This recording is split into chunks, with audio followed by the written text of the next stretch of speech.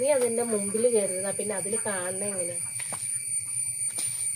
ഓണമെന്ന് കേൾക്കുമ്പോൾ തന്നെ മനസ്സ് നിറയെ ഒട്ടേറെ ഓർമ്മകളാണ്.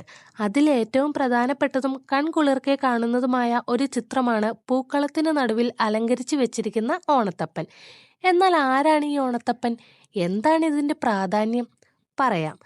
മണ്ണുകൊണ്ടുണ്ടാക്കി ഉണക്കിയെടുക്കുന്ന 4 അതിലധികമോ കോണുകളുള്ള ഒരു പ്രത്യേക രൂപമാണ് ഓണത്തപ്പൻ, അല്ലെങ്കിൽ തൃക്കാക്കരയപ്പൻ.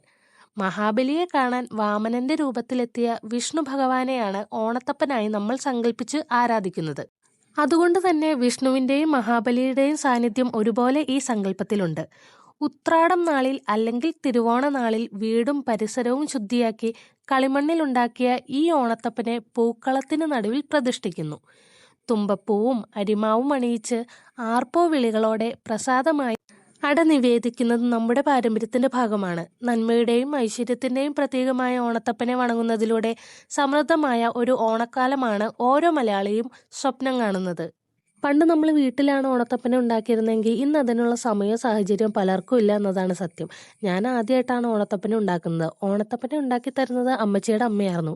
അന്ന് ഞാൻ ചെറുതായിരുന്നു. ഇന്ന് എനിക്ക് ഉണ്ടാക്കി നോക്കാവുന്ന പ്രായമായി.